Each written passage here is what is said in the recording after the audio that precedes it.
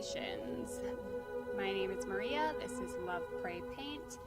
And today we are going to be watching a speed painting of a self-portrait of mine. And I thought this was the perfect painting to show for this particular video, because we're going to be talking about our mindset and our belief systems and how we can overcome those things and change them.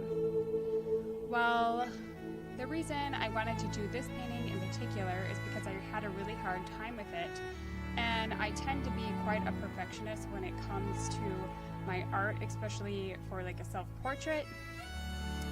You know your face better than anybody else, so when you're painting it and it's not right, you get easily frustrated.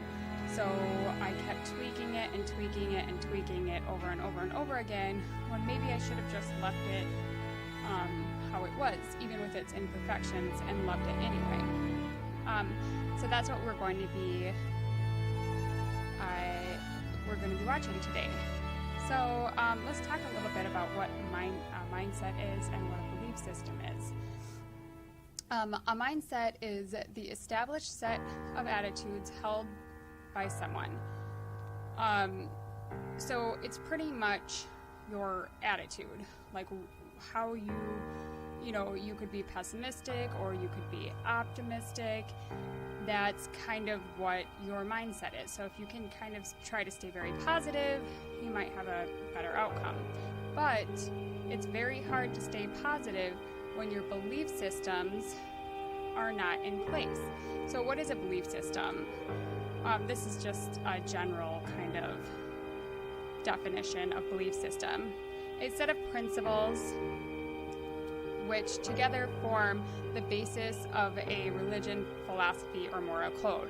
Well, how I view a belief system is a mindset, I guess you could say, that was formed as a child by your surroundings, meaning your parents, the media, your friends, just your cultural in general. So what I'm trying to say is your belief system really is held in your subconscious. So whenever you are feeling very negative about something, or you don't believe in yourself, like when I was painting, I didn't believe that the painting was good. I always have that in the back of my mind. It's not good enough. It's not good enough. And this goes with a bunch of different things. So how can we change our mindset? Let's first start with your belief system. That's what I think and what I feel. So we all have a tendency to put ourselves down. This is a part of our belief systems, which we believe that we are not good enough.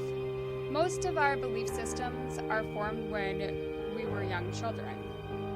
Okay, so, this would be like whatever, your parents, your teacher, your siblings, anyone that has said something not so kind or even kind that now is stuck in your subconscious. And every time you think something like, I'm fat or I'm dumb, it's kind of like looking back on a memory. And let's say your mom was very self-critical and your mother thought maybe that she had a weight problem, and she would constantly say in front of you things like, I'm fat, or look at all this blubber, or why can't I lose weight? And every time you hear that, it goes into your subconscious, and it's pretty much you brainwashing yourself to have those same feelings because that's what you were taught. Or maybe you had a teacher that would make you feel dumb in a way. May not like flat out say it, but doing things to make you feel less than. And so that would get stuck in your subconscious.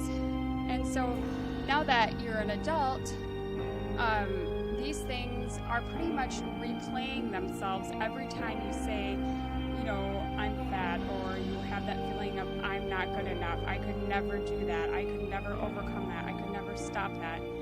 It's that self-doubt that your belief system is holding you back. So how can we change this? How can we get over this? How can we stop self-criticizing and change our belief systems? So we can have a better mindset. How can we do that? So let me kind of like tell you a little story about how what I'm about to tell you worked for me and how hopefully it can work for you. When I was a child, I was always very thin. I've just always been a naturally thin person with a really high metabolism. Well, after I had kids and my hormones went wacky, it completely flip-flopped. I found it really hard to lose that baby weight, and it took me probably 3 years after my son. My weight did go up and down a lot, but it took me probably about 3 years to get the weight off. And now why didn't it just come off right away? And I know you have to be kind to yourself and give it time, that's true, and let your hormones rebalance, but I actually gained more weight than I was heavier than when I was even pregnant. So at my heaviest, when I finally said, like, I am done with this, I was at 175 pounds. Well, I'm only 5'5", so that's a lot of weight when somebody has a really small frame. And I am, I have a small frame, I have a small, like, my bones are small. They're not, I'm not big bone like people say. So how did I lose 65 pounds? And you're probably thinking a diet or exercise. Wrong. I actually had been working out and eating healthy the entire time in hopes that I would lose the weight from, having my kids. I never overate. I was very active. Obviously, I was chasing after my son, who was crazy. They gave him the nickname Speedy Gonzalez when he was like 2 because he didn't ever walk. He just went from crawling to running. So he was quite hyperactive. So what happened? I changed my belief system. So what I did is almost every single day I listened to a guided meditation for weight loss, and I usually listen to the same one over and over and over every single day for like months on end. And this was probably like 4 to 6 months long that I would do this every day. And I mixed that with yoga and exercise and healthy food. I pretty much had to brainwash myself into losing weight. So what happens when you do that, when you repetitively either tell yourself something or you listen to something over and over again, you're getting into your subconscious. You're rewriting that belief system. Another example is, for years, I always felt inadequate with my intelligence. I come from a family of pretty much all geniuses. Actual like IQ of a genius.